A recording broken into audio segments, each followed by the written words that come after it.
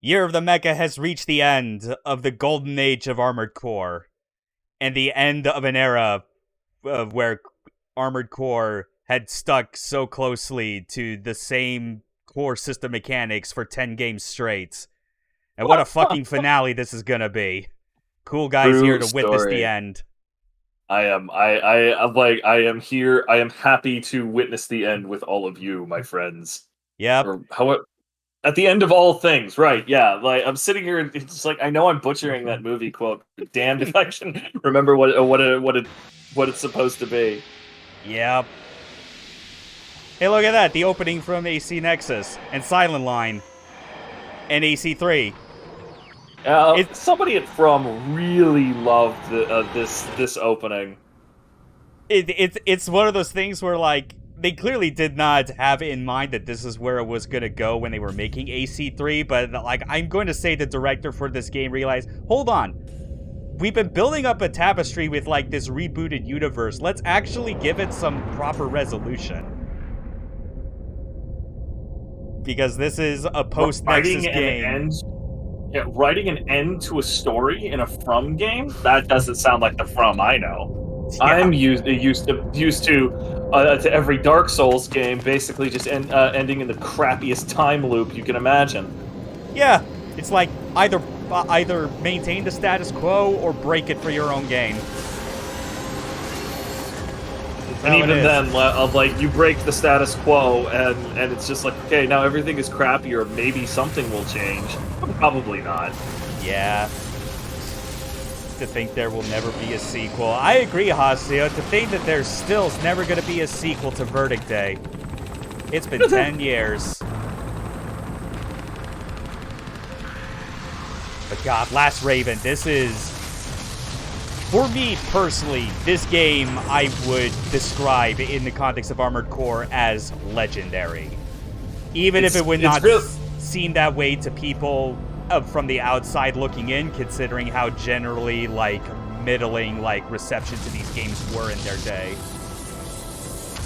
Yeah, especially in hindsight, it's very strange that that From never had much success with these games historically, simply because they absolutely were just a defining what's the word I'm looking for, example of what people thought of it as the platonic ideal for Mecha in a lot of ways. Yeah. Like it was absolutely just something that was just like, well, when you have Mecha, you need things that hit fast, hit hard, and hit first, and that's like the core of it. That's basically like the quote unquote real DNA from Gundam, right? Mm-hmm. And like there certainly aren't any Gundam games that embody that gameplay at all well. But Armored Core always had that gameplay very close to its heart. Yeah, and even then, like, I'd say it has always extended past Gundam into, like, Votoms and just, like, that era 100%. of Ryosuke Takahashi directed mecha anime, where, like, that included Votoms, Dogram, Leisner. Like, it was, like, these had always stuck so closely to, like, what was presented in, like, the 80s real robot craze. Yeah, yeah. And I'm still like I'm. This is something that I always end up stammering on because I always want to find exactly the correct words because like it's one of the things about mecha fans is you absolutely have some very specific vocabulary that you use to talk to one another. Yeah. And like especially the real craze. um left some wonderful marks on the industry as you know how these things should control and how they're feeling should how the robots should feel. And they like to your point, there's absolutely just a huge stream of it that is archetyped by Gundam, but I never feel like Gundam was ever the pinnacle of those sorts of expressions. Like, Yes. yes, Gundam started it, but other places ended up doing it a lot better.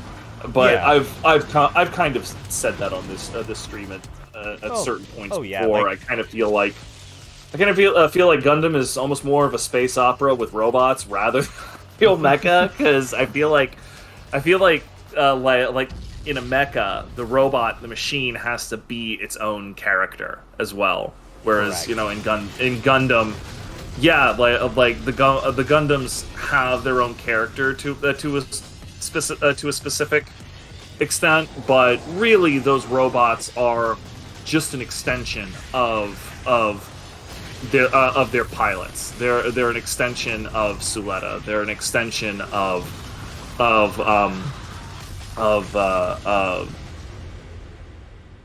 I had like 3 other pilot names in my brain, and because thank you, Yeah. holy crap, like because I do really poorly with proper nouns sometimes. Mm. But anyway, like Gundam robots are always just an extension of their pilot, which I don't really feel like counts. So this is Last Raven.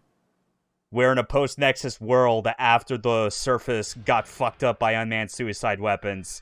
All the corporations are now one ultra mega core. There's now an alliance of Raven that is opposing them.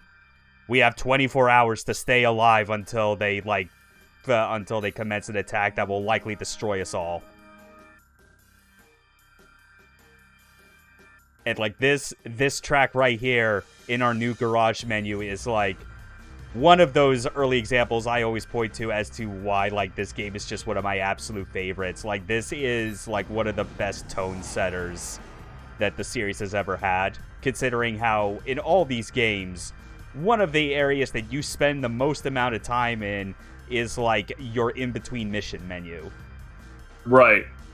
Yeah, like that's one thing I definitely remember doing a lot with Last Raven is that the story here again like gets doubled and tripled down from the previous games, and you end up spending a lot of time just thinking about all of the stuff that is in your mailbox. Even those 3 messages are just they absolutely tickle me even today, because you basically have the 2 major sides of the conflict, both more or less begging for your allegiance and your help. Yeah. And then the third one's just like, hey, come over to the arena and kick some ass. Or Yeah. And then oh shoot. Damn it. Whoops. Discord just kind of went on the fritz and made us lose connection there, but not the stream. Thankfully, it's still going. Yeah, I can just watch the stream until Discord decides to get the gunk out of its gears. There it is. Glad you could stop by for this. But yeah, it's like you're saying, like the email messages you get at the start kind of set the tone. The other thing that sets it is this whole Raven bounty list, because it starts with like Alliance basically, not wanting to take Vertex's shit, puts a bounty on all of their Ravens. And then Vertex goes, well, we'll put a bounty on all your Ravens. And then all the independent Ravens who aren't aligned with either of them get mixed in as well. So now everyone has a price. Just go killing it. Like the only thing that I felt like was amiss there was that they never show what your bounty is. There's no way you don't have a bounty on you. Literally everybody else does, but you never get to see your own bounty. Yeah, I'm just like, that would have been super cool to watch that going up. Yeah, that would be fun to see that. But obviously, it's like the practical nature of like seeing what your bounty is kind of doesn't matter as much, because it's like the only way to claim it is if you're dead. And in this game, unlike most other Armored Core games, there isn't really a situation where you fail a mission and have to retreat. Every failure is a death. That means that you have to then either reload back to before you started that mission, or if you felt like you were going down like a bad mission route that you had no way out of, you could select another option to just go right back to the beginning of like the whole 24-hour period. Because this doesn't end unless one of us dies, and I have never died. Yeah. Like all those realities where I died, I am rejecting those and substituting it with my own. Alternatively, some other Raven is just like, that'll be your downfall, not being open to new experiences. Okay, man. This Raven, on top of having a variety of different builds, has the ultimate power. Chim. Always appreciated how dumb Chim is in the Elder Scrolls world. That's a good old deep fucking Elder Scrolls reference for all you fans out there. And yeah, like Elder Scrolls, like I don't feel bad about derailing because you're customizing your mechs right now. Yeah, this is mostly to show that like a lot of the customization aspects haven't changed really from Nexus. This is just prep for the real shit once it starts. Right. I've appreciated that Daggerfall came out in like its usual DOSBox glory recently, so everybody can see how incredibly screwed up and bad that game is, like functionally, like in terms of ambition and what it's doing, it's absolutely brilliant. Like if you want to walk someplace 8 hours away and you do it without their like fast travel stuff, it will literally take you 8 hours, real time to do it. They bragged about that landmass being twice the size of Great Britain. Those madmen. They were not wrong. And then none of it works without massive levels of modding, because even before people were like, "Whoa, it's a Bethesda game," it was a Bethesda game. Yeah. We're getting ready to go into our first mission, of which there is a choice of 3. There is one that has no set reward and is based entirely on how much you destroy. Another that is a very simple, easy one with like a fixed reward that is like in the 5 figures. And then we got this one where we have to do recon of the Deorgan Distribution Center that is like worth 6 figures. One of these is the hardest fucking first mission in any FromSoft game. I can't imagine which one that is. Like, I'm drawing a complete blank here, buddy. I mean, the hints could probably be that I loaded up on large missile weapon arms. The other hint would just be how much money you stand to be paid. That too. Yeah, this is like, and just and because of how those missions are set up, it's like, unsurprisingly, like going for the hardest starting mission has like a pretty significant effect on leading you towards like the harder and, in my opinion, more impactful mission routes. Because with this game taking place over the period of 24 hours, I forgot that I had like accidentally paused the game for whatever reason. I know it, but whatever. It only lasted a few seconds. But don't worry about it. But with this is this is not only one of the few Armored Core games that has multiple endings, but more fascinating than that, it is the only one with this insane level of like branching mission paths. Whoa, yeah, those were big missiles, weren't they? Holy mother of Christ. And this guy is a bastard otherwise, which is why I brought them here to delete him. I mean, look at that. He incepted one of those 4 in that second volley, and he still died. Yowza. Yeah, like, this is the hardest first mission entirely because of that AC, who is heavy, but has, like, he has Op Intensify out the ass, so he's got, like, huge booster capacity and can carry heavy laser weapons, including back-mounted cannons that otherwise require you to stay still in order to fire. And because of that, with how high in heat, like, hits from energy weapons are, he is literally designed to just overwhelm, like, your AC's temperature and gut your mobility flat. Yep, sounds about right. Mm-hmm. And there's Jacko. AC. It's a returning fellow from Nexus who I had only really described when we played that as the one who reformed the Raven's arc of corruption when he went into the boardroom of executives and just shot everyone in the head. I mean, air quotes, replace them. And he's the one in charge of Vertex, the newly formed Raven Alliance that is specifically rebelling against like the big conglomerate of megacorps. Yeah, the income and expense report sheet has like a few more fields to it, but also payouts are so huge that again, there's no threat of ever like going into debt. You don't exactly have time for debt collectors to come knocking anyway with the whole 24-hour thing. Yeah. In fact, they're like student loans, in which as soon as you die, they don't get passed off to anyone. Right. Oh yeah, and also as you saw at the end, like post mission, you also get like little situation reports from like a third from another person on your crew. Like it's like you know, as the Raven, you always have an operator giving you mission updates. It's always a woman with the same voice. But we have, like, another person that, like, doesn't have a voice in this game, but is ever present in terms of information he provides. And, yes, if you saw briefly, like, his name is a pun on advice. His name is Ed Weiss. Don't worry about it. Oh, dead. Oh, yep. Man, I forgot they did that. Yeah, they're dead. And like, even if we're not killing every single one of these, you check in on that list, like, after every mission, like, the amount of dead tags is just going to increase.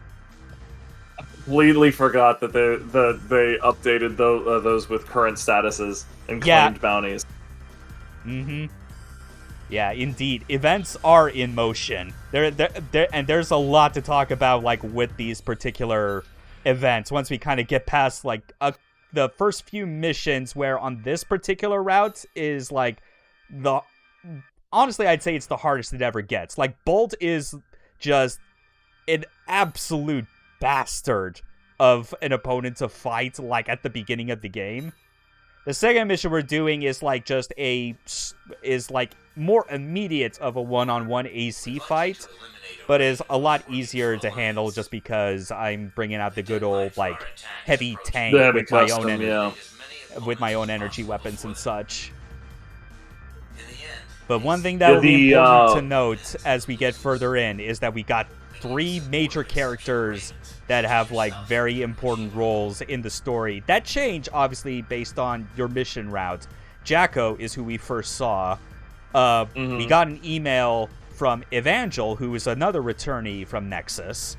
And then the third one, which you actually saw her AC in that opening video where, like, the MTs were attacking the hangar with the cargo plane, like that purple AC. That is piloted by Zinaida, who is unaffiliated with either of the two organizations. They're basically like your 3 defining Ravens, as it were, for this conflict. What a joke indeed! After you take a giant, like, nuclear laser cannon to the face. All right, chill out. You're fine. This still could have gone horribly wrong for me, considering how much AP I got left. I mean, still, like, it's much like AC fights in all of second generation, most of first for that matter. Yeah. You can treat them like a traditional FromSoft boss, where you have to learn each and every little thing about their moveset and make inch by inch dodges and so forth, or you can learn what they're packing and counterpick them.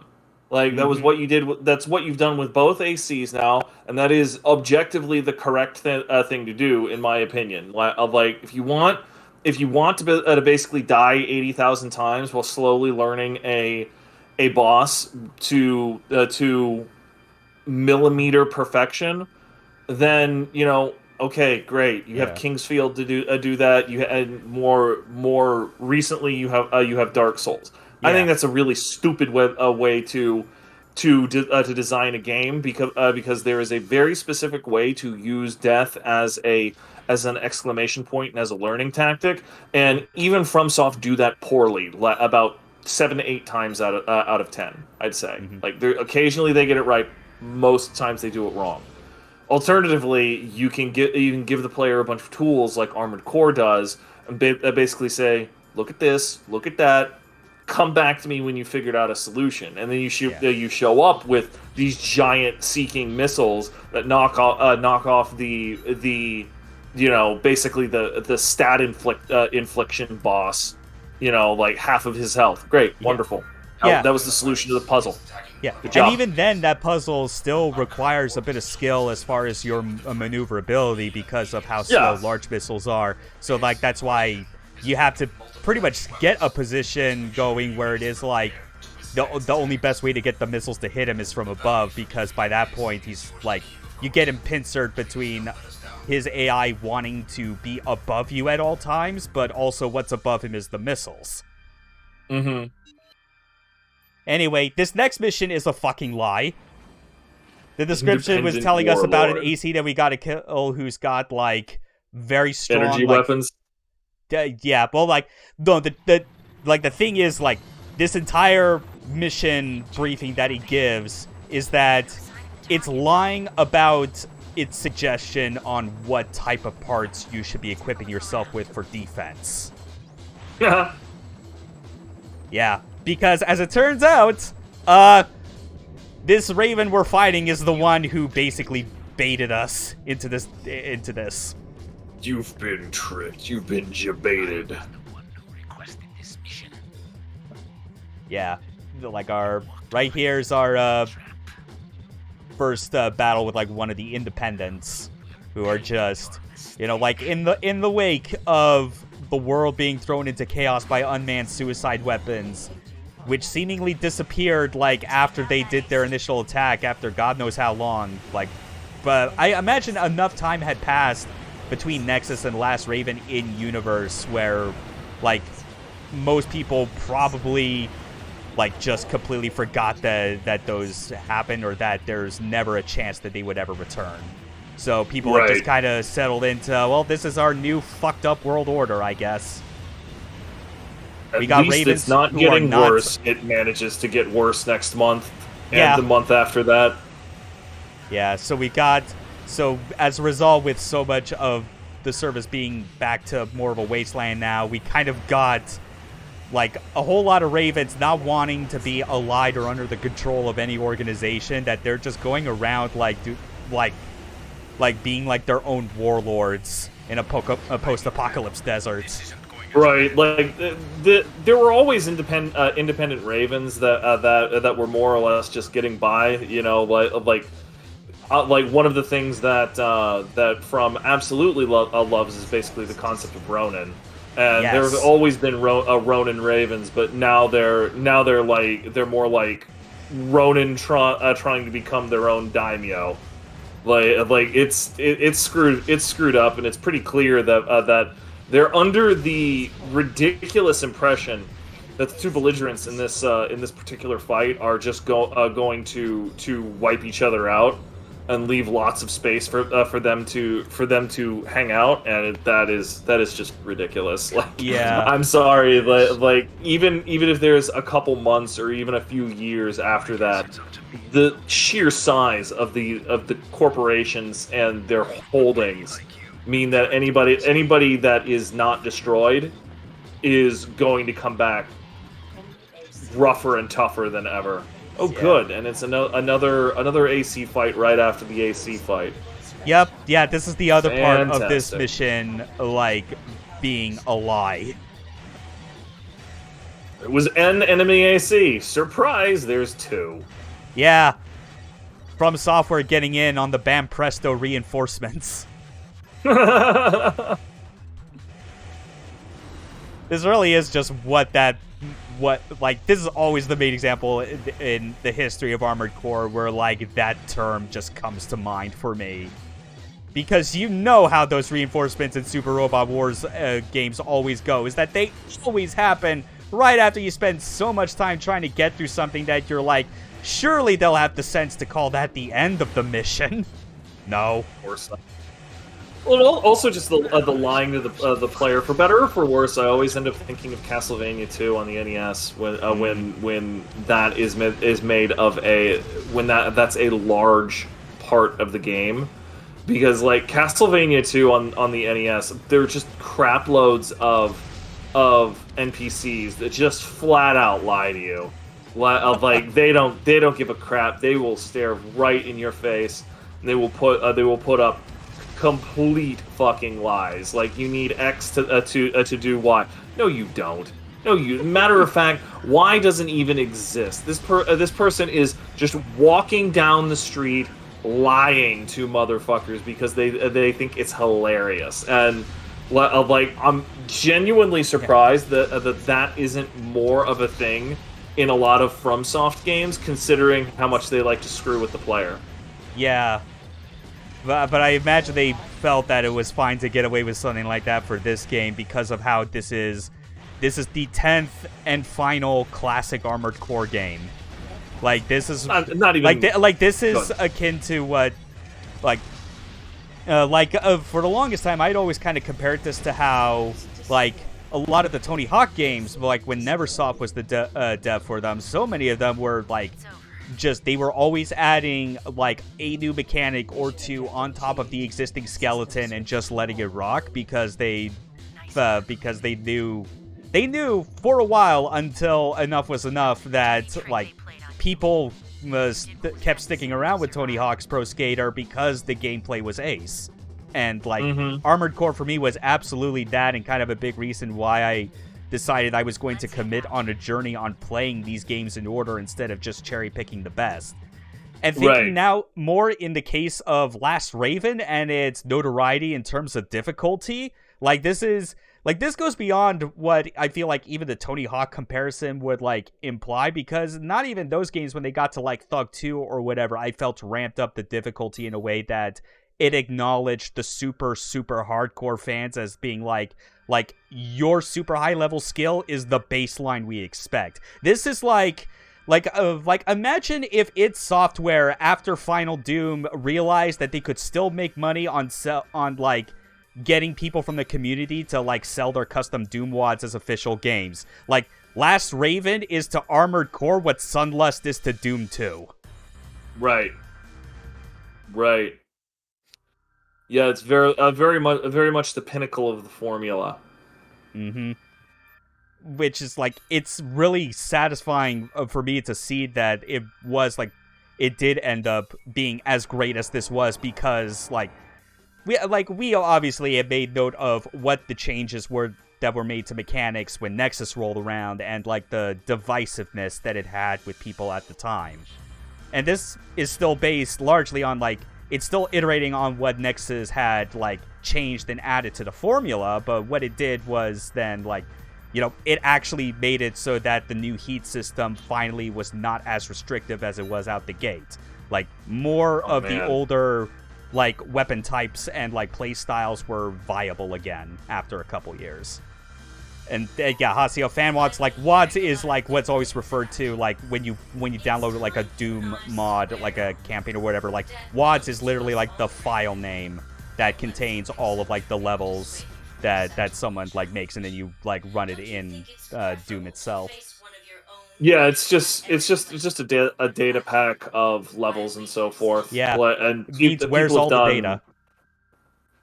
Yeah, people have done all sorts of amazing things with it. The most recent one is myhouse.wad, which is kind of like a psychedelic horror trip thing.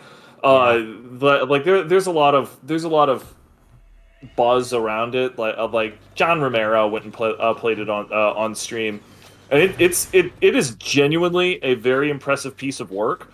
But I will warn anybody who's looking into it and thinking about it, you really need to be familiar with some of the weird specifics of the Doom 2 engine to truly fully appreciate what's going on there. Mm-hmm. Like a perfect example is that it's not actually very easy.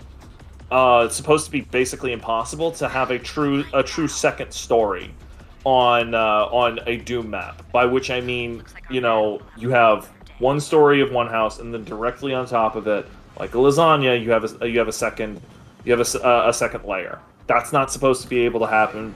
MyHouse.wad makes it work. Jeez, yeah.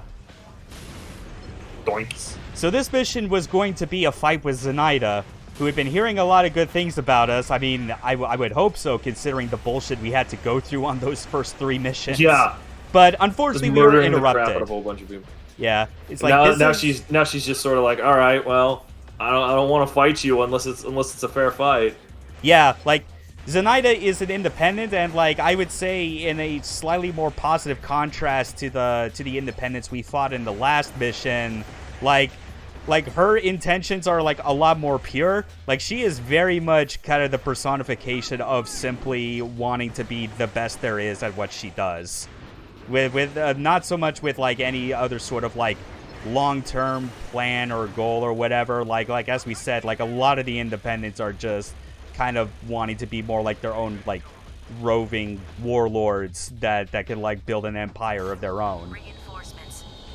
But here it's like I guess to kind of sum up as like a lot more of the character stuff I think has to start being explained as we get deeper into this is that like, so go back to like the returnees from Nexus, you know, like Evangel, he's allied with Alliance. He was obviously one of the people that got expelled from the Raven's Ark because he was taking illegal contracts directly from the corporations. He is a very self-serving piece of shit with a bit of an inferiority complex. Like, he's a Raven that like has enough skill to qualify as one, but like you cannot say that you really have much respect for him. Right. And Jacko, as we saw, you know, like, he was the one that reformed Raven's Ark. He went missing after the unmanned suicide weapons fucked everything up. Re-emerged to form Vertex, primarily when Alliance, like, came about and, like, kind of made it clear that, like, this is our new world order, submit or die. And, like, because of like his actions, especially prior to the suicide weapons destroying everything, like he has the sort of charisma to pretty much put together like an official Ravens organization that isn't necessarily with the same goals as the Ark in mind, where the whole idea is it's about being a mediator for different like clients and the people they hire to like accomplish certain goals. Whereas this is like, it's basically he has become big boss and formed an outer heaven for Ravens. That was exactly the parallel I was going to make. Is that Jacko looks really good in that, especially coming off all of the stupid bull crap that you saw in some of the second gen AC games regarding how Ravens were getting used like poker chips. And more or less just thrown into spots where the corps didn't want to put their own people because it was too awkward or whatever. But ultimately, you know, like there's always the undertone of Jacko looks really good right now, but at the end of the day, he's gonna have to make a business out of conflict, and that is going to implicitly set him against all of the people that he's ostensibly supposed to be serving. As a Raven, you implicitly cannot trust Jacko because at the end of the day, corps are paying him, and he's giving some of the money to you. Like he needs you, but he needs the client flow more. Yeah, but in this case, it's like obviously people are willing to go along with his cause because they're fully believing that what he is trying to promise them is like pretty much like a nation state for Ravens, where they are not the pawns of corporate interests, considering how much like the Alliance now has like firm totalitarian control on every facet of society, which is like the implication. But and this is also the part of the story where we're kind of talking about Evangel and that he's not really worthy of much respect to trust. Like we said, he was a part of Alliance, except now that he has betrayed them and joined over to our side, you immediately can tell that like that completely unacceptable. Yeah, and the funny thing, especially with Alliance, is where it's like punishing them by death they only care about doing that if like someone it goes as far as to betray them. Like they like when it comes to like their stable of ravens, they don't actually seem as like scrupulous as to be like, we're just gonna kill you for every minor inconvenience that disappoints us. It's like, no, they kind of understand that like these warriors that they have like on their payroll are actually worth something, so they should try and make sure that they're like corralled properly and like content with what they got. Jacko doesn't really have that luxury, and as things go on, like he has a different motivation and goal that propels his entire character and his cause that is like not surfaced at all to any of the people that are pledging allegiance to him.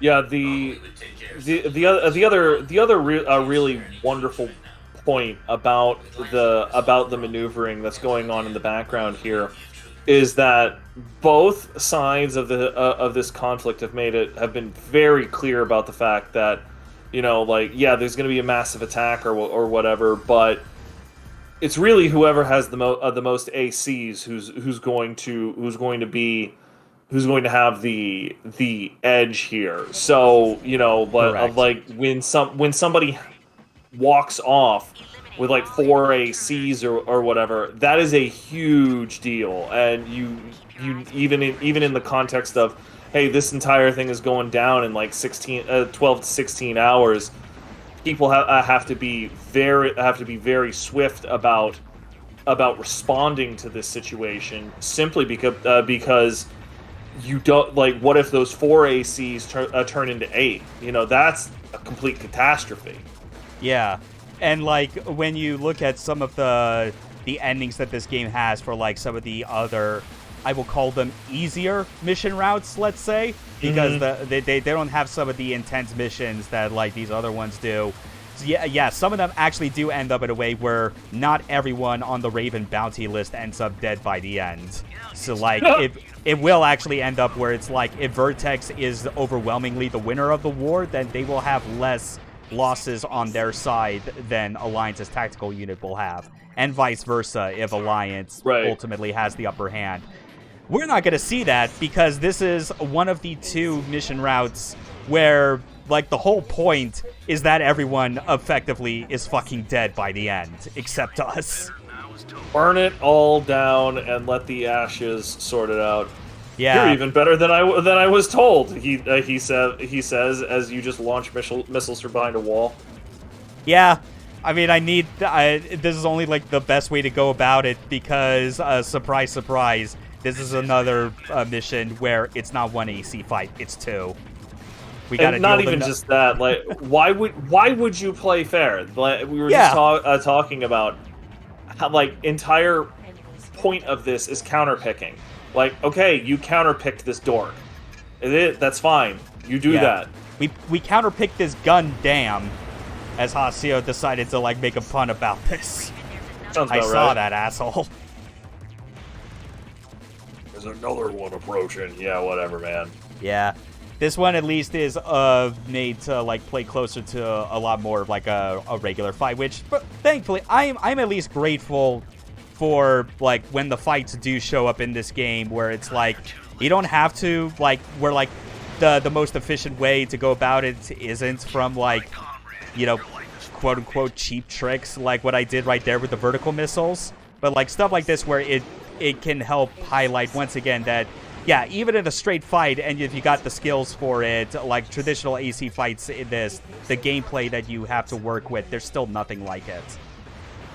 Oh no! Like it's always been a thing. Like this was really the big selling point the first generation as well. Is that that especially in the environment where we expected a lot of like really slow tank controls and so forth, because Armored Core 1 came out in the same environment as, you know, the early Resident Evils, Parasite Eve, blah blah blah. Everybody just sort of expected that you know, look, everything's going 3D, but it's still kind of new, so everything's going to be slow.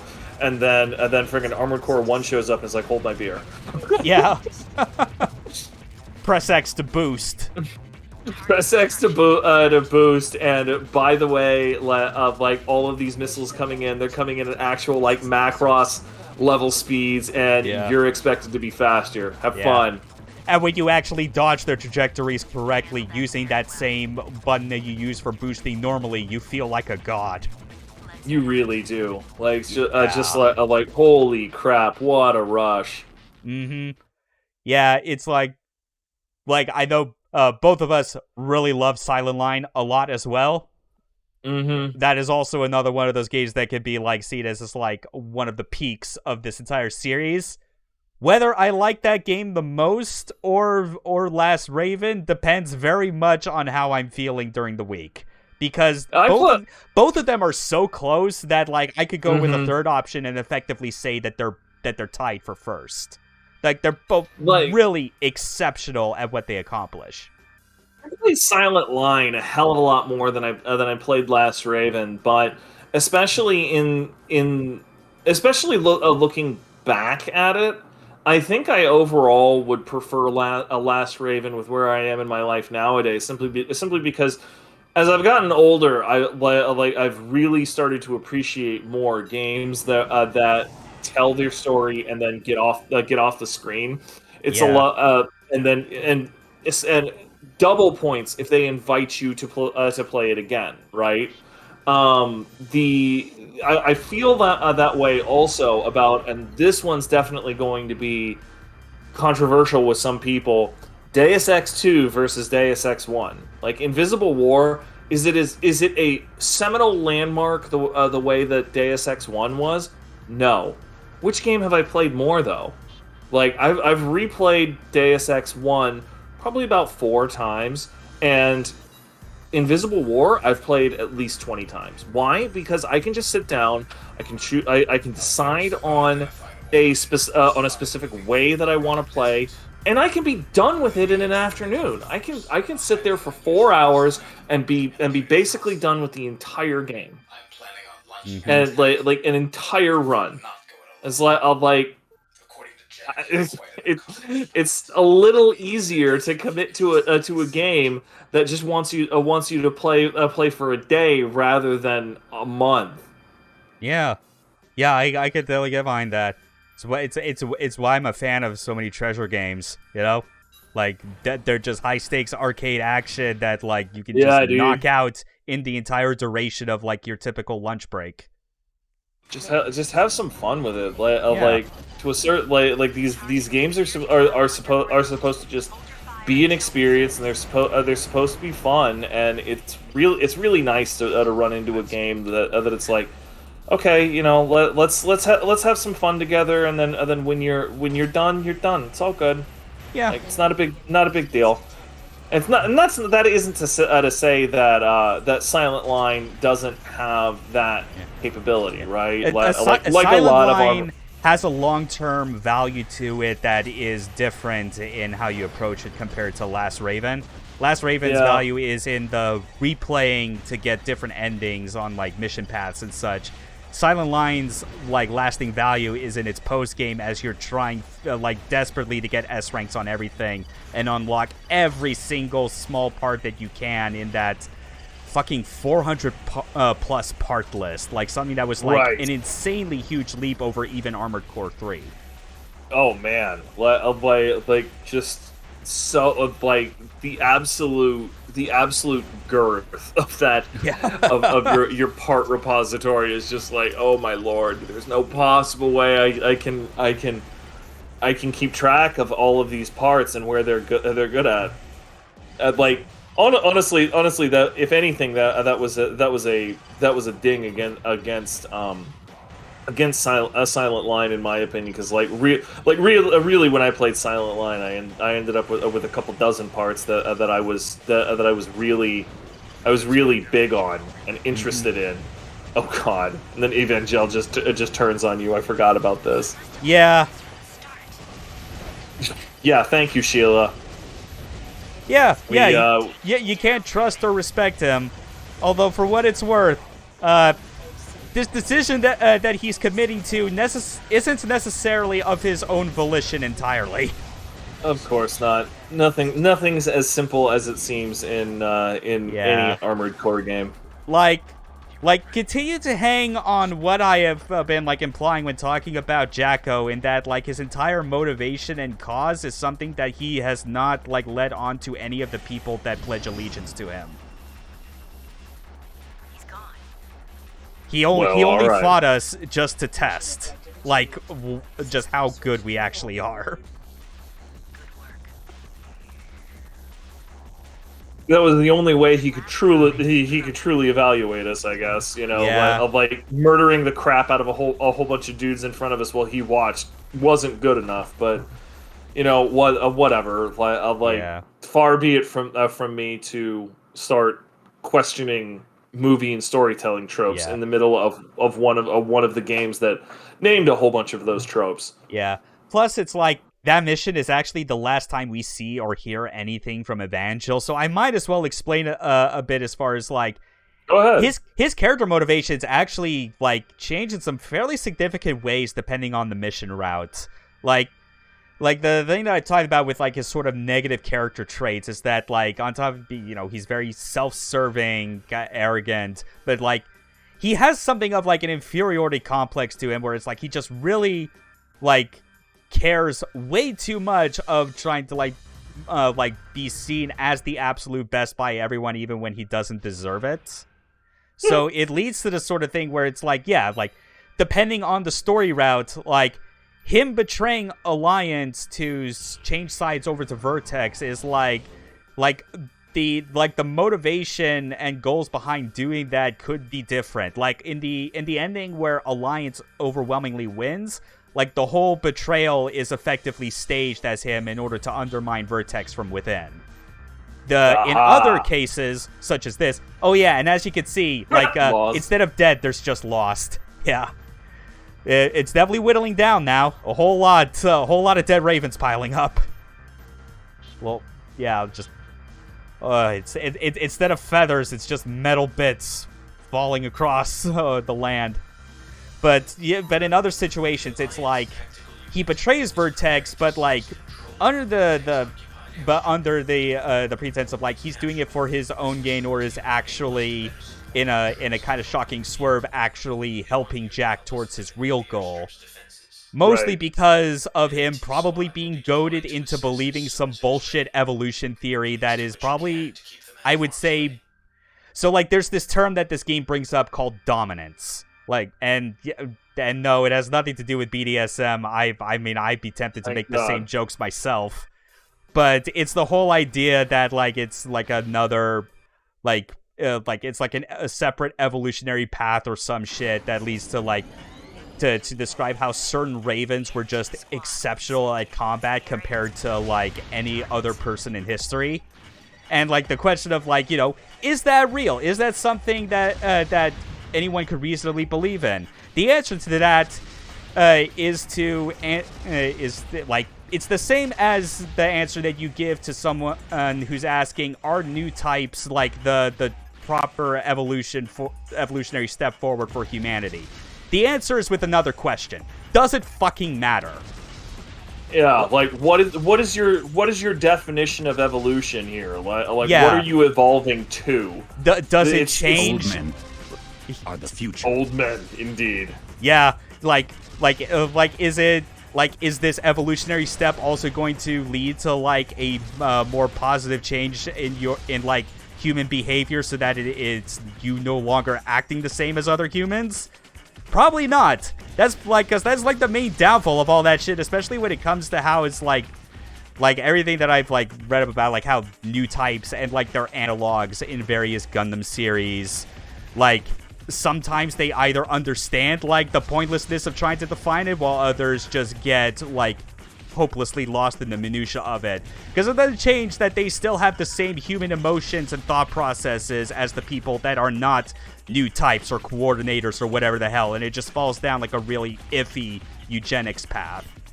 I feel like dominance being introduced in this game is with the same intent as how the resource in Armored Core Nexus that Navis had a stronghold on did not have a name or an explanation of its purpose, because that wasn't the point of the story.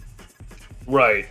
Yeah. The question that you always have to end up asking anytime somebody starts in with something like that is just the entire point of evolution is suitability, right? What are you attempting to adapt to, and does that actually exist in the world that you're attempting to adapt to? And the entire one of the primary jokes in Gundam is always just, hey, yeah, it exists, but only because war is so hyper specialized and so highly valued in the world that the new types themselves have brought around, and that basically becomes a self-fulfilling prophecy in that way.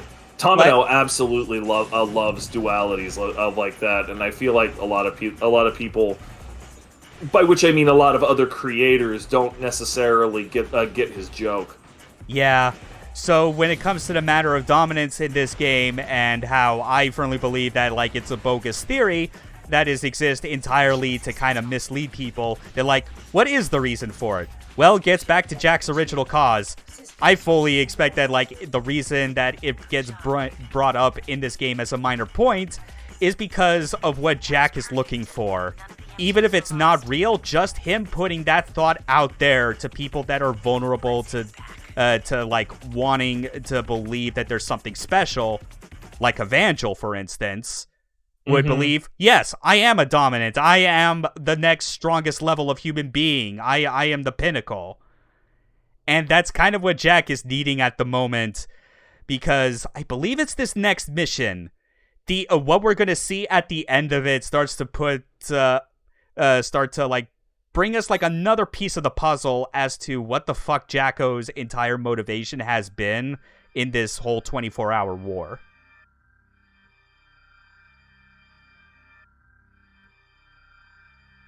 I will say, though, going through the Zinaida mission routes, which is generally what this is called, because of that's obviously what it's going to be leading up to eventually, a lot more focus on Zinaida. Right. Whenever you get to these sort of missions where there is no AC fight, if after you go through so many of them and how absolutely brutal they are, where it's just nothing but MTs, it feels almost odd. It's am I playing the same game? It's very much a matter of this. That was a walk in the park. Yes, absolutely. The primary thing that you have to build your AC for in heavy MT missions like that is endurance, because fighting an enemy AC, it doesn't necessarily matter if you only have 12 shots in your gun, because you only need to hit with 6 of them and then the mission's over. But if it's an MT heavy mission, you can bet your ass there's going to be more than 12 MTs. And as Jacko's message implied, yes, there are less than 10 active Ravens currently out there. Yep. Evangel's still lost, but I'm pretty sure in a couple missions, someone will eventually find his body, and that tag will be switched over to dead. Amazing. No matter how bad the future is, it seems logo designers are still in heavy demand. Hey, marketing's important. Marketing is important. Branding even more so. Yeah. Which, speaking of branding, I always fucking love the Vertex logo. It's one of those things where, even without the name of the organization itself, if I just had, that insignia of a raven, with the wings and that angular V pose, I am not one to wear, branded clothing or stuff that has, iconography to, favorite series or whatever. I feel like that invites, preconceptions or assumptions about who I am that I don't necessarily need to have be the first point of discussion when talking with someone. But I feel like I could get away with that Raven insignia from the Vertex logo, just have it emblazoned on the back of my jacket, and probably someone would just not even know what the connection is. They'd just be like, "Whoa, cool jacket." There was something similar in frickin' the Mountain Blade games, because there was in the original Mountain Blade, like the first one, there was a Raven banner that for whatever reason, it wasn't a striking Raven like that one. It was a spread eagle Raven, but for whatever reason it was so much higher def and better drawn and everything else, so that pretty much a good like 75% of all the people I knew who dropped real time into the original Mountain Blade, like they ended up using that thing because it looked so good and it fit the world so well and it was just wonderful. Yeah. And then somehow like for Warband with Fire and Sword, all of the other Mountain Blade games, that specific banner was just completely gone. It was never there. They removed it. Nobody understood what the hell was going on. Every so often you'd see a question on the Tail Worlds forums. There was never a comment. And then basically right as Bannerlord was getting to the point of coming out and like hitting 1.0, if you can call that 1.0. Quite frankly, I'm still pretty disappointed in Bannerlord, but that's a separate thing. Yeah. The Red Raven banner finally showed up again. I have no idea why they were so weird about putting it back into the game, delayed so long. But the Red Raven banner finally made it back in Bannerlord after like so many years. And it's another one of those things. It's just like, even if you ignore what's going on there, it's very well put together and very well realized, and it is just different enough from a lot of the stereotypical setups of other like large birds that it doesn't have a whole lot of the attachments to it that like your dumbass screaming eagle or your snarling wolf shirts would. Definitely. Yeah. Then Daniel Game and Arts, thanks for the follow. Been a while since we've had one of those little things happen. Now, the end of this mission can go one of two ways. You can fight this AC like I'm doing right now, or you can run past him. I've done both, and in an interesting show of attention to detail that this game has, if you pass this guy, you do not have an extra fight with a enemy that shows up outside the power plant, and you get like different missions to choose from after this. So like, it's not just a matter of you go into a mission and you survive it. There are some missions that'll have like extra like parameters to meet that are important if you want to get certain endings. Interesting. Yeah. I remember fighting this guy when the game was new. I never thought to run by him, simply because like there's so many like fights that you need to do. Yeah. And I was also like, okay, whatever, another chump. Yeah, and also you would have to remember at the same time which of the many doors in that room is the one you came in and is unlocked. Because a lot of them got the red lights, which means you can't open them, so you'd probably be stuck on the ground floor initially, like just fruitlessly rubbing against the door, pressing the button to try and open it while you're getting shot at. I definitely would have just assumed that homeboy locked me in so we could have a fight. Yeah, but now that we took care of G-Faust, because that meant we took extra time getting out of here, that means this thing has showed up. Yeah, I remember this dickhead. Meet the Pulverizer. And more importantly, meet the Pulverizer's one glaring fucking weakness. It's fire an entire salvo of missiles and hang the fuck back. Yep. You get I remember this dork. You need to just stay far the hell away from this guy. Yeah. Like the only way to handle him is artillery. You try to get up anywhere near him, he will turn you inside out.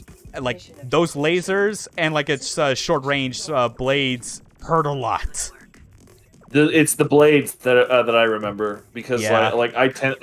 always tended to play close in brawlers and Armored Core games, and that is not the correct build for the pulverizer. Definitely not. No, you gotta hang back. Watch where it's gonna attack and how to avoid it. But yeah, that is the pulverizer. That is what Jack is actually worried about. Not trying to win this war against the Alliance. Like, everything that is happening here is all just a front for him to try and find the strongest Raven alive that can survive these things. Because there's also, like, one extra dickish thing about the pulverizers itself that, like, Jacko is trying to find someone that's strong enough to survive and take these things down. But more importantly than that is trying to find, like, a Raven that won't foolishly die to it. Or, like, not kill so many of them at a time. Because pulverizers are artificial intelligence-driven machines that are being pumped out from some location. And every time they are destroyed, data from that battle is fed back to, like, the main system that is producing these pulverizers and creates a new one, ostensibly to fix its flaws. Unfortunately, it takes until the very, very last, like, super boss pulverizer for them to realize, hold on, missile's bad.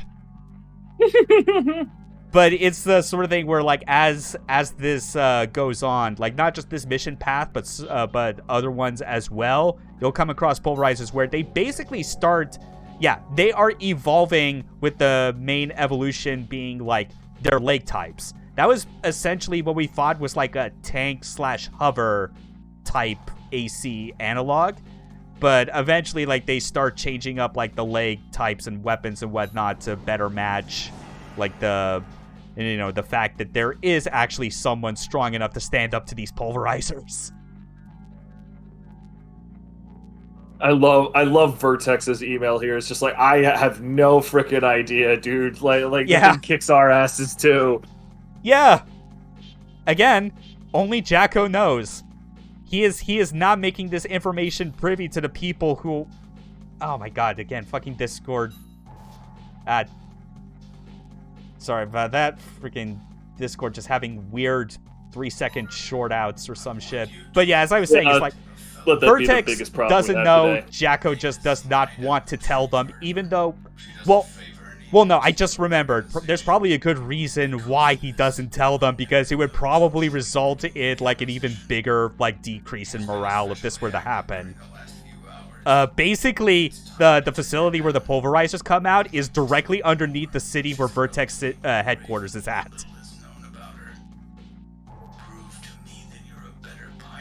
Like, imagine being told that your ultimate enemy is just you standing right on top of the Hornet's nest.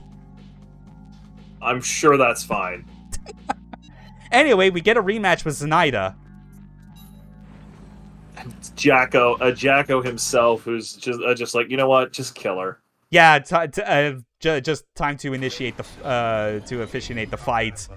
And this is definitely one of my favorite fights because of, largely in part with this environment. Like, I find it a lot of fun from, like, in terms of boosting and mobility, because, like, classic AC is one of those gameplay combat systems where it really excels well in the same way that fighting games do, where it's like you could put it in an area that has, like, a lot of obstructions and environment details, or you could just have it in, like, the equivalent of a training stage, and you have all the tools you need to succeed either way. But when you do have interesting environments like this to provide cover and, like, interesting, like, places to kind of, like, weave through using your boosters, you know, it adds to the dynamicism of it all.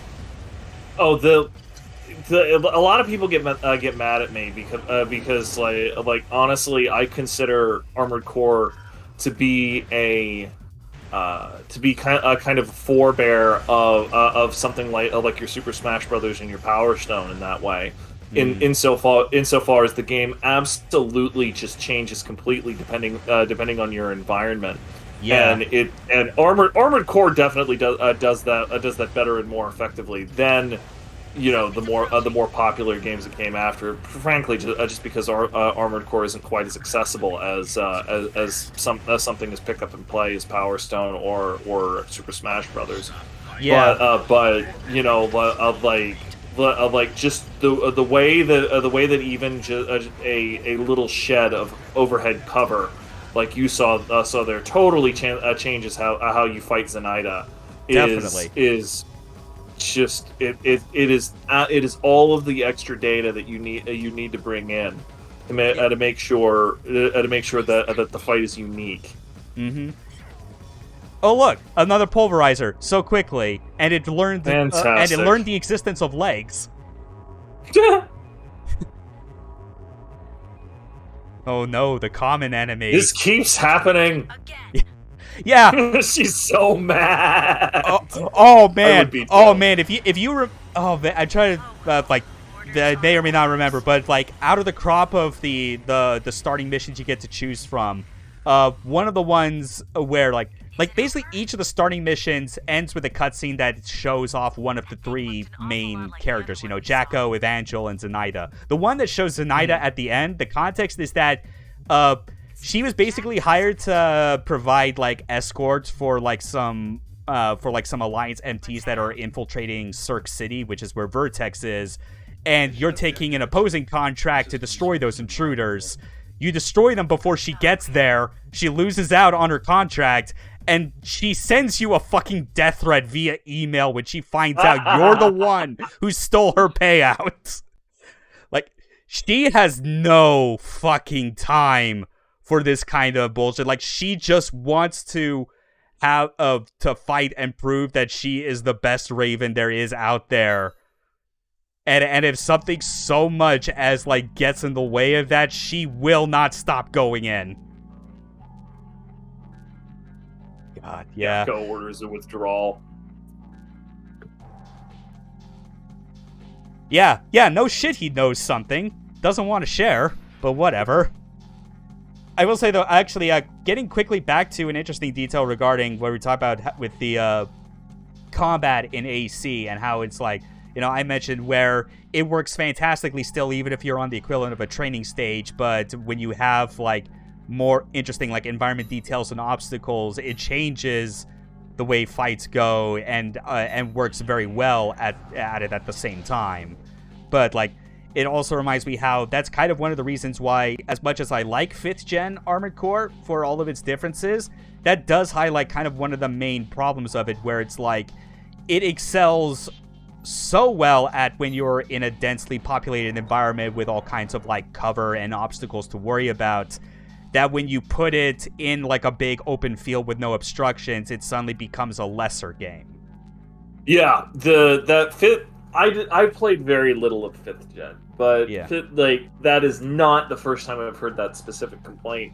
Is that you almost require a bunch of dirt and debris and everything else around, simply because the game is just really fucking homogenous and boring if you don't have anything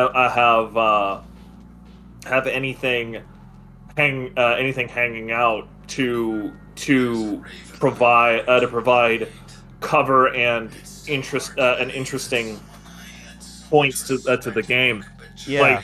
And I never played it that much, so I don't really have a very strong opinion on the matter. But it always struck me like the mobility portion that we've been praising and talking about this entire stream just never really clicked with AC5.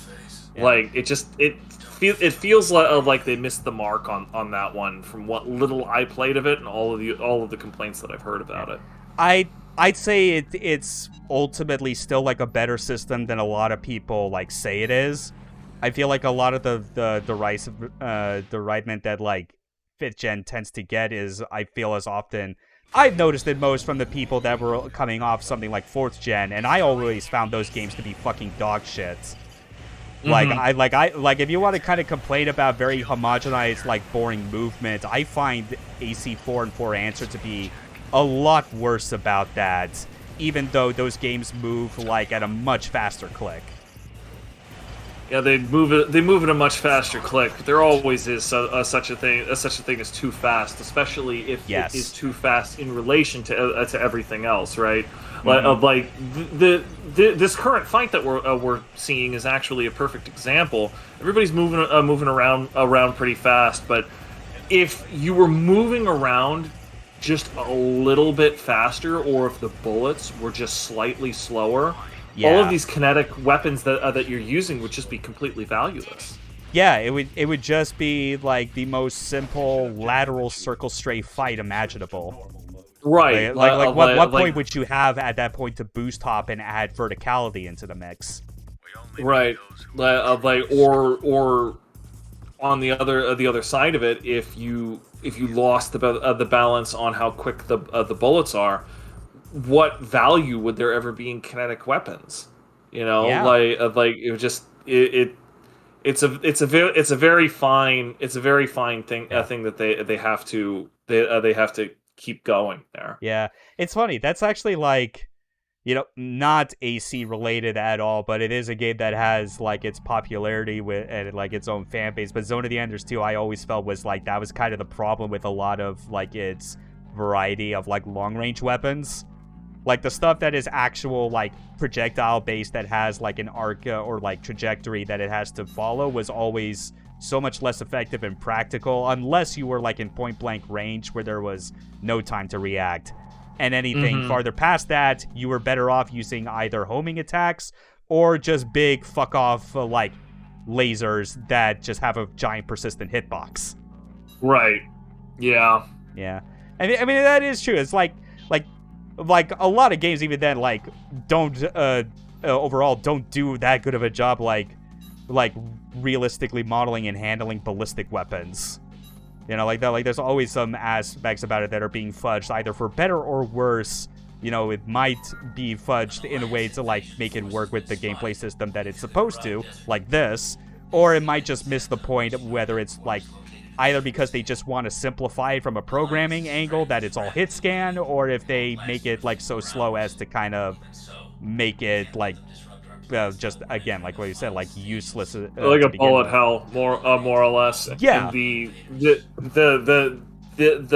both extremes of it have real problems with it. Like speaking of Doom earlier, like just go out and talk to anybody who's deep into the Doom WoD, Doom community.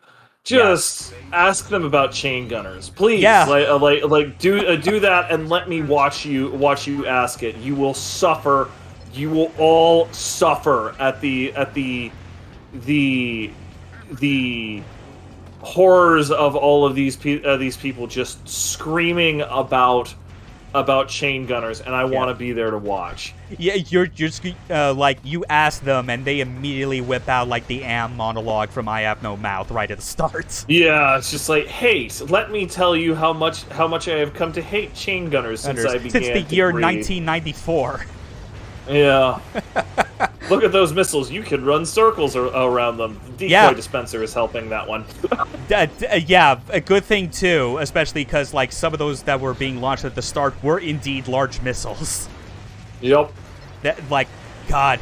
Like, large missiles in, like, first gen, like, before the idea of inside weapons having, like, in order to use, like, decoys for throwing off missiles, before that came around, God, like, that made large missiles the most terrifying fucking thing to deal with in the PS1 Armored Core games. They would creep towards you and just be you like speaking of older immortal quotes. You hear that, Mr. Raven? That is the sound of inevitability. Yeah. I still tend to go with during like a pop off from like a Street Fighter V tournament years and years ago between K-Brad and Wolf Krone, whereas like K-Brad wins it, and like his way of popping off is that he just gets up, stands right in front of Wolf Krone, and like stares at him point blank, and everyone in the crowd is just going wild as the commentator goes, "Oh, tell him about himself! Tell him about himself! Talk to him!" It's just. and like I think the comments that also stuck with me after that when describing it was him going, Hey, Brad, he swears he will never stop going in. Anyway, Pulverizer's back. It's still a quad leg. Same strategy still applies. Jacko, for whatever still don't reason... like missiles much. Yeah, Jacko, for whatever reason, doesn't want us to fight it, which sounds like... You would think, again, that he's, like, worried about it for our lives. I mean, it's partially that, but also, I may mention before, these are evolving machines. Eventually, they're gonna learn that these quad legs aren't really cutting it for them anymore. Yep. A part of Jacko's entire thing there would also therefore be, I don't want you to give those things more combat data. Yeah. This is the same person that had us go on a mission earlier to kill to kill a Raven that he claimed betrayed him, even though the person in question that we were killing did not seem to realize that was the case. It's like, I didn't betray him. What the fuck, Jack? God. Yeah, just things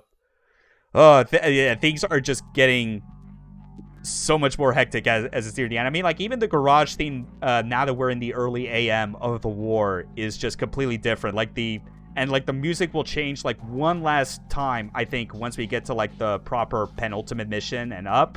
But it is, like, maximum dread-inducing, like, soundscape, is how I call it. I also always appreciated that as you got closer to the declared attack, each individual mission started taking less and less time. Like, early on, You'd be like 4 hours and you'd be out. Now it's way more obvious that there's a huge flurry of activity coming up to the final conflict. Yeah, and even Zinaida, for all her care about not wanting to be involved in any of this shit and just be the strongest, she even seems to realize that at this point, this whole conflict, as it's nearing its final stages, is just becoming so pointless. Because there's bigger things to worry about. We got these fucking autonomous machines that are self-evolving.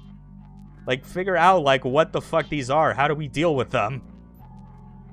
Because Jacko has been trying to whittle down, like, all possible candidates, even if it means that those failed candidates have to die. I regret trying to hold you back during the last mission. You did what had to be done under the circumstances. Oh boy, and here's another pulverizer attack. Well, no, that's just bringing up the detail that we fought it in the last mission.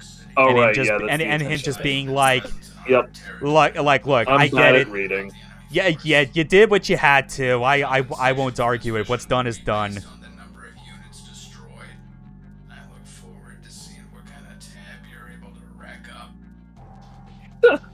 Yeah. Always my favorite ones. They're just like, hey, go out and kill as many things as possible, and I'll pay you more with whatever you kill. Like, yeah. Great, wonderful. It's like I'm a writer, and you've made the mistake of telling me you're going to pay me by the word.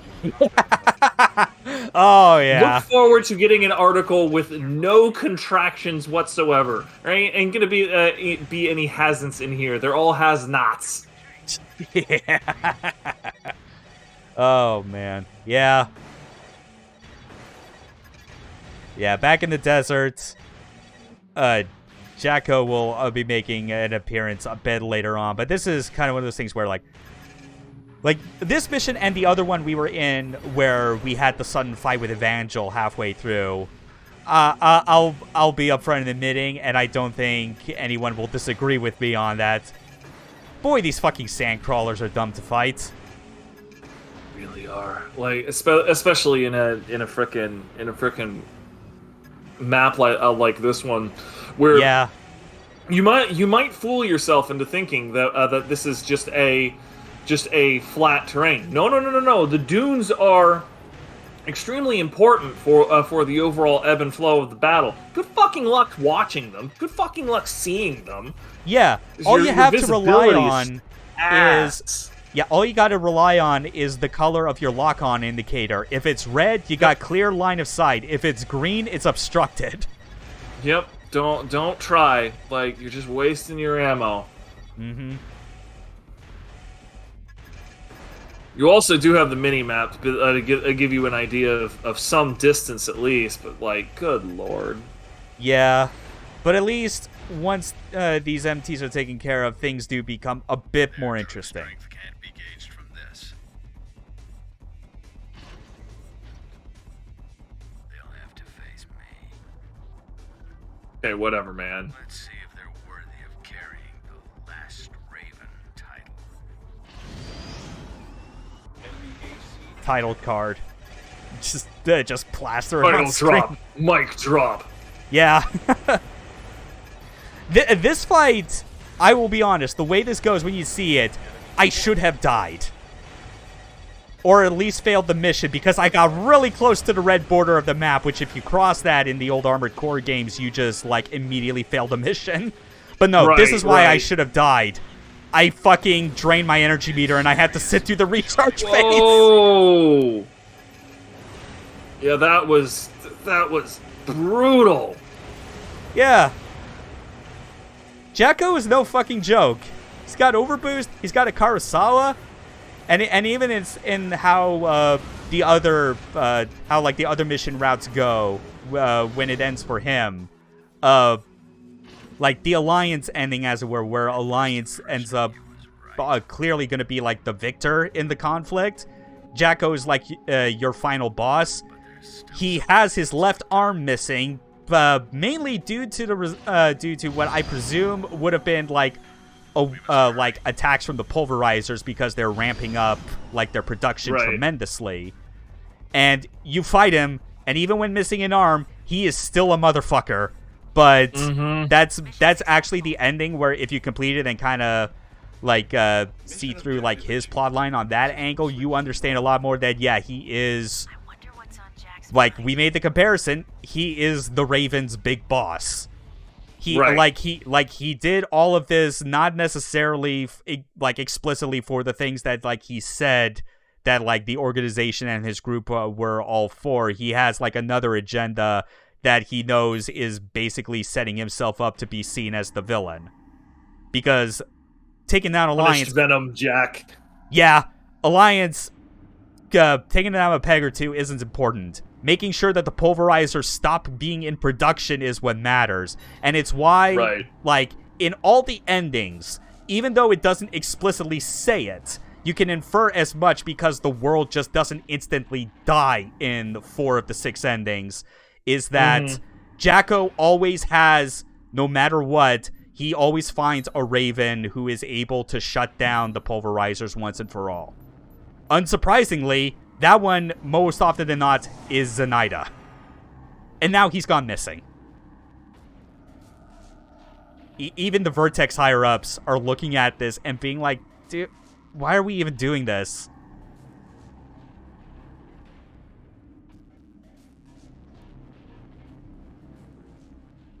Yeah. Yeah, and this music is just dread. So here's the full explanation. The internet scene is what's pumping them out. It's directly below Cirque City, where their headquarters are stationed. Eventually, if we keep trying to destroy these pulverizers, they'll make one that is ideally like invincible to everything they got. And there's him name-dropping Dominant to try and like give us one last little push, if necessary, to try and make us believe that we'll fucking like exceed his expectations. And Evangel's dead. Murdered off screen, which is all he deserved. Rest in piss. Even though one of the endings does have him do like the most heroic thing he possibly could, in which he sacrifices himself to a pulverizer so you can shut down the internet scene. But that's not even close to like what I would consider a canon ending that this game deserves. Right. Like if I remember correctly, that's one of the particular endings where you're almost so far off the rails you're not even sure if you're like in the same universe you started anymore. Same, yeah, and it's like, yeah, with 6 endings, I feel like there's effectively like 2 types of like endings that could be considered canon, as it were. But I don't now, scratch it. Forget the term canon. It's not like there was ever like a story sequel to this game's events to begin with. No, like, this was meant more to or be less the end. ended the. Yeah. What matters more is like supposed to be player determinant. Yeah, player determinant and what you think is the most appropriate for what the game is about. One of the other endings that you could be seen as most appropriate is the Pulverizer 2 ending. Like, mostly because there are two endings that are called Pulverizer, just different severities of it. Pulverizer 1, funny enough, in showing that Evangel in most timelines is a dirtbag, takes control of a biped Pulverizer as a last-bit attempt to show to people, no, I am a dominant, I am the best, fuck you. But Pulverizer 2 is much closer to what the Zinaida Route is about, where, like, just about all Ravens end up dead. Like, Evangel's dead, Jacko's dead, Zinaida's the last one to go down, and the final boss is an aerial Pulverizer.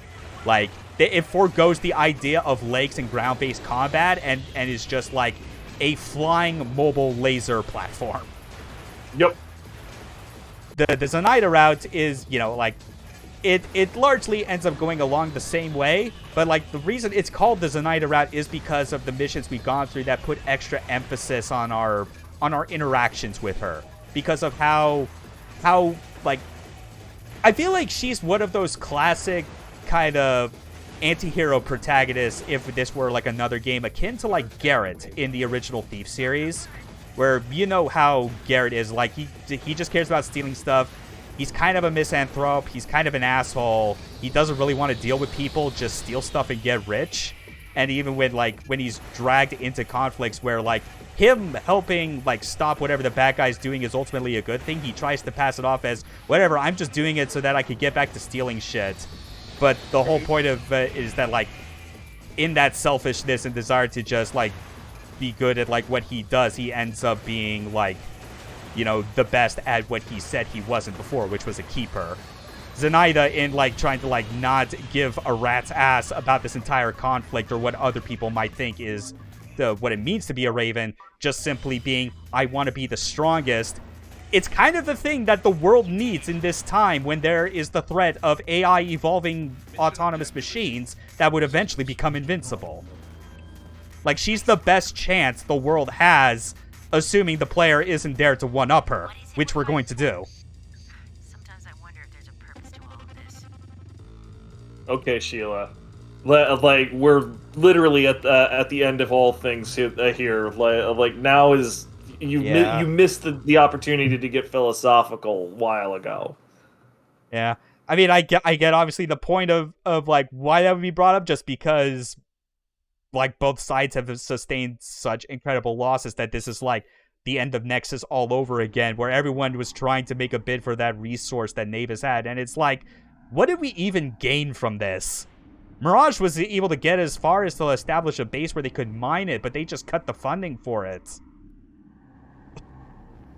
This is like people are just realizing how absolutely stupid this is, because in keeping with Armored Core's, like, entire perspective on humanity, we are all reckless, stupid, arrogant dicks.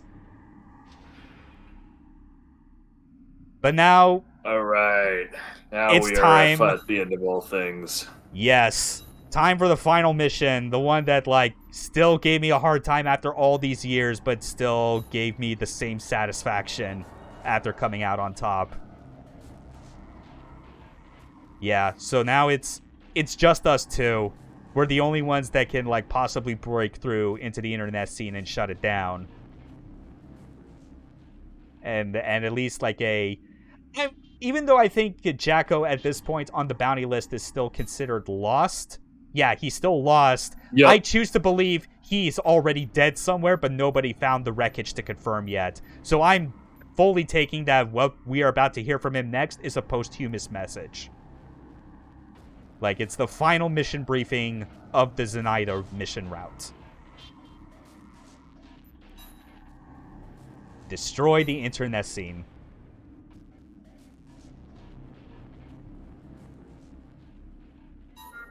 Due to its inherent dangers, this assignment is one that many Ravens would hesitate to accept. It is my sincere hope that this will not deter you, though. My final request is that you destroy the internet scene and bring an end to the pulverizers. The pulverizers are weapons that gather data from their battles. This data is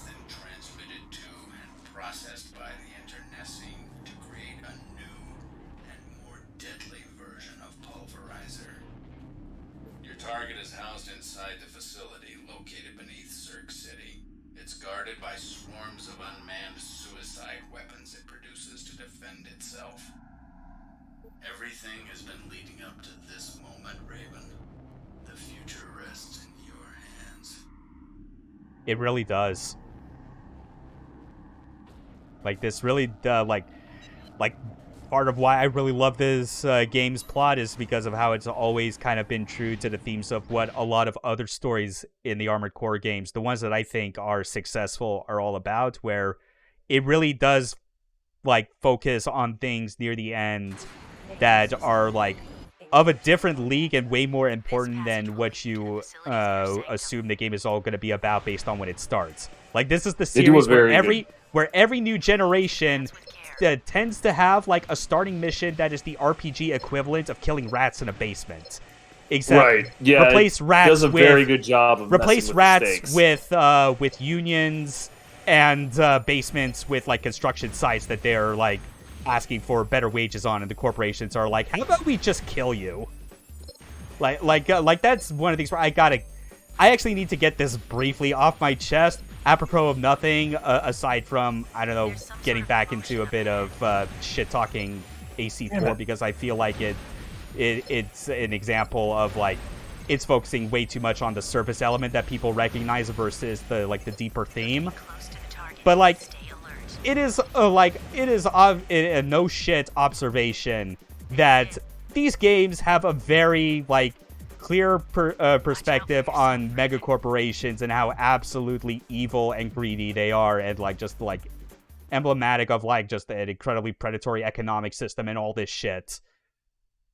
But that's not what the best Armored Core games are about in the end. It's always been about, like, sort of, like, the humanity, like, the negative side of it, and how that leads into, like, just this constant self-destructive cycle where they're wanting more freedom for themselves. That freedom leads to them making such selfish decisions at the expense of others. Those decisions and conflicts escalate. The escalation leads to destruction. Then they have to retreat and try and preserve their species, even if that means needing to, like, impose restrictions on what they are allowed to do or not. Like, even going from Nexus to Last Raven has, like, the backstory between those two games is a clear example of that. Those unmanned suicide weapons were, like, brought about because humanity had been regaining its freedom too quickly. And we have to keep doing this shit over and over and over again. That, like, that if the end goal of an Armored Core game, if they say, is about showing the greed and evil of corporations, I'm saying you are not looking deep enough, good sir. Yeah, the larger thing that Armored Core always talks about is basically the like lack of limits, right? Mm-hmm. And there's a lot to be said about that. You have a lot of like prognosticators, like the future of whatever writers that go and talk about, hey, you know, this is something that will happen in the future, and it's because they're looking at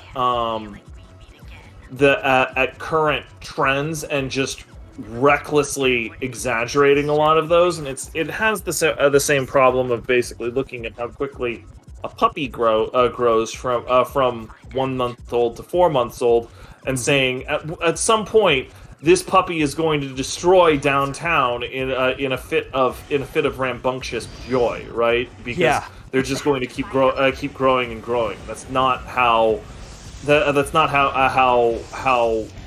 how futures work. And Armored Core in a lot of ways talks about that, but by using mega corporations as a cat's paw.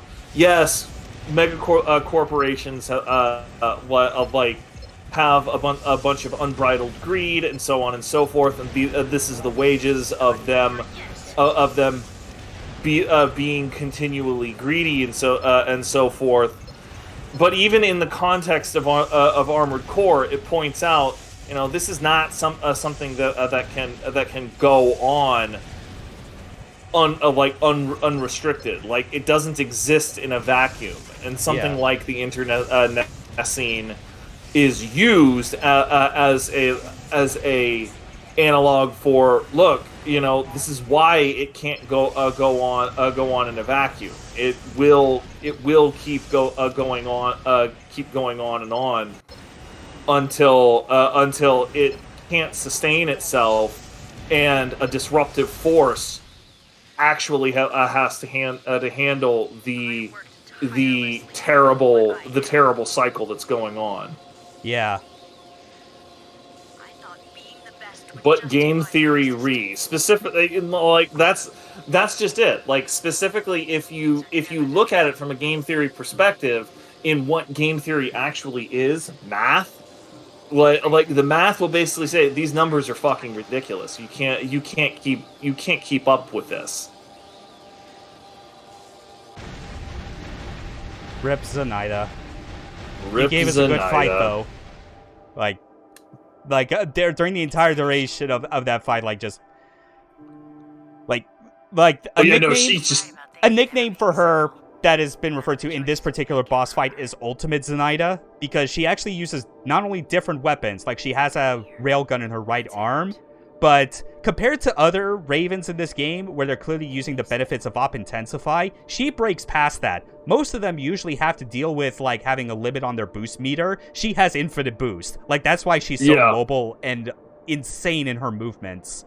And when you're in the zone in that fight and just effortlessly dodging all of her railgun shots, like, when I had that happen as I was, like, finishing this game for the first time, I was like, this is one of the all-timers.